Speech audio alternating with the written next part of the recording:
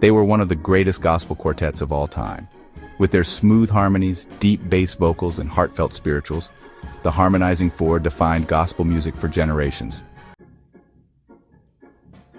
From their humble beginnings in Richmond, Virginia, to performing for 40,000 people at the National Baptist Convention, even singing at President Franklin D. Roosevelt's funeral, their legacy is one of faith, excellence, and gospel tradition.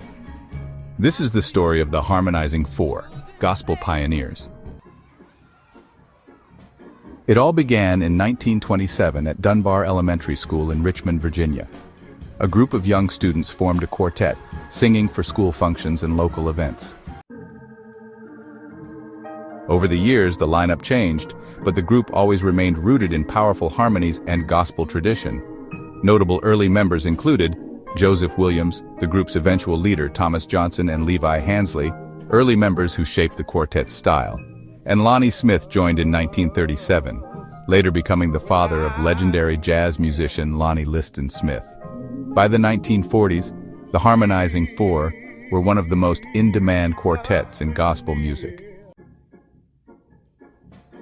The group's big break came in 1943 when they signed with Decca Records, recording 8 songs in New York City.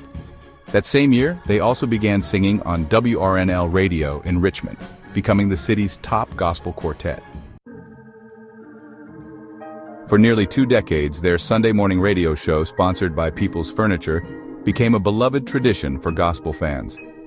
Then came a historic moment. In 1945, the Harmonizing Four were chosen to sing at President Franklin D. Roosevelt's funeral. This was a huge honor, solidifying their status as one of the most respected gospel quartets of their time. In the following years, they continued to gain national recognition, performing at the National Baptist Convention in 1944, where they sang for 40,000 attendees, and at the wedding of Sister Rosetta Tharpe, contributing 4 songs to the recorded ceremony. During the 1950s and 1960s, the Harmonizing Four entered their golden era. They recorded with several top gospel labels, including Religious Recording, Coleman Records, and MGM Records.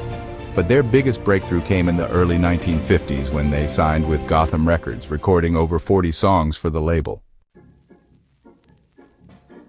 Then in 1957, they signed with VJ Records, where they reached new heights of popularity. Their rich harmonies and deep bass vocals, thanks to gospel great Jimmy Jones, set them apart from other quartets.